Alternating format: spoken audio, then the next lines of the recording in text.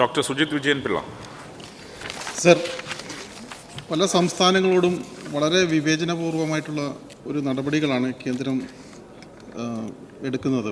പ്രത്യേകിച്ചും ദുരന്ത നിവാരണത്തിൻ്റെ കാര്യത്തിൽ കേരളത്തിനോടും ഒക്കെ വളരെ വലിയ അവഗണനയാണ് ചെയ്തിരിക്കുന്നത്. ഗ്രാൻറ്റുകൾ അനുവദിക്കുന്ന കാര്യത്തിലും അതങ്ങനെ തന്നെയാണ് സർ.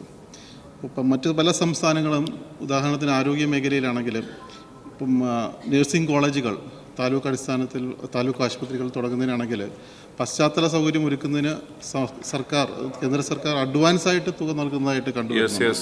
അതുപോലെ NQS സ്റ്റാൻഡേർഡ് നമ്മുടെ പ്രൈമറി ഹെൽത്ത് സെൻ്ററുകൾ എല്ലാം അച്ചീവ് ചെയ്യുന്നതിനും ഒക്കെ തന്നെ അഡ്വാൻസായിട്ട് തുക നൽകുമ്പോൾ നമ്മൾ ഈ പദ്ധതികളെല്ലാം പൂർത്തീകരിച്ചാലും ഗ്രാൻറ്റുകൾ അനുവദിക്കാതിരിക്കുന്ന ഒരു സാധ്യതയാണ് ഇപ്പോൾ നിലവിലുള്ളത്. ഇതിനെ മറികടക്കുവാൻ എന്ത് നടപടികളാണ് നമ്മൾ മുന്നോട്ട് വെക്കുന്നത്? ഈ കാര്യത്തിൽ ചില പ്രശ്നങ്ങൾ അതീവ ഗുരുതരം തന്നെയാണ്. ചിലത് നമ്മൾ നേരിട്ട് ആദ്യമേ ചെലവിടുകയാണ്. ആ ചെലവിട്ട സംഖ്യ കിട്ടുന്നതിന് കാലതാമസം വരും. ആ കാലതാമസം വരുന്നത് അതേ സമയം ശ്രദ്ധയിൽപ്പെടുത്തുന്നുണ്ട്. കൂടുതൽ ഗൗരവമായി ഇടപെടുക എന്നുള്ളതാണ് ഈ കാര്യത്തിൽ തുറന്നു സ്വീകരിക്കേണ്ടത് എന്ന് തന്നെയാണ് കാണുന്നത്. അതിലൊരു നീതീകരണമില്ലാത്ത സമീപനം ചില ഘട്ടങ്ങളിൽ കേന്ദ്ര ഗവൺമെൻറ്റിൻ്റെ ഭാഗത്തു നിന്നുണ്ടാകുന്നുണ്ട്.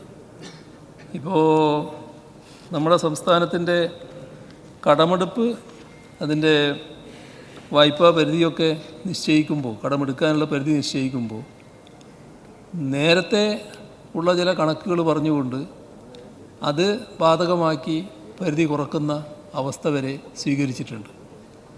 അപ്പോൾ അത്തരമൊരു പ്രശ്നം ശരിയല്ലല്ലോ എന്നത് കേന്ദ്ര ഗവൺമെൻറ് ശ്രദ്ധയിൽപ്പെടുത്തുമ്പോൾ നേരിട്ടുള്ള സംസാരത്തിൽ അത് നിഷേധിക്കാൻ അവർക്ക് കഴിയുന്നില്ല. അങ്ങനെയുണ്ടെങ്കിൽ ഞങ്ങളത് പരിശോധിക്കാമെന്ന് പറയുന്ന നില പ്രധാനമന്ത്രിയിൽ നിന്ന് പോലും ഉണ്ടായിട്ടുണ്ട്. ഏതായാലും അതിൻ്റെ തുടർച്ചയായി ഇത്തരം കാര്യങ്ങൾ ആവശ്യമായ മാറ്റം വേണമെന്ന് പറഞ്ഞുകൊണ്ടുള്ള ഇടപെടൽ നമ്മുടെ ധനമന്ത്രിയുടെ ഭാഗത്ത് നിന്ന് തുടർച്ചയായി ഉണ്ടാകുന്നുണ്ട്. അതിൻ്റെ ശ്രമം നമ്മൾ നടത്തിക്കൊണ്ടിരിക്കുകയാണ്. ഈ പറയുന്ന നിയന്ത്രണങ്ങൾ നമ്മുടെ പരിധിയിൽ വെച്ച പരിധിയുടെ കാര്യത്തിൽ വന്നിട്ടുള്ള വെട്ടിക്കുറവുകൾ, നമുക്ക് നൽകേണ്ട തുക കൃത്യമായി നൽകാത്തത്, അത്തരം കാര്യങ്ങളിലൊക്കെയുള്ള തുടർ പ്രവർത്തനങ്ങൾ നമ്മൾ തുറന്നുകൊണ്ടിരിക്കുകയാണ്. അത് ഇനിയും ശക്തിപ്പെടുത്തുക എന്നുള്ളത് തന്നെയാണ് കാണുന്നത്.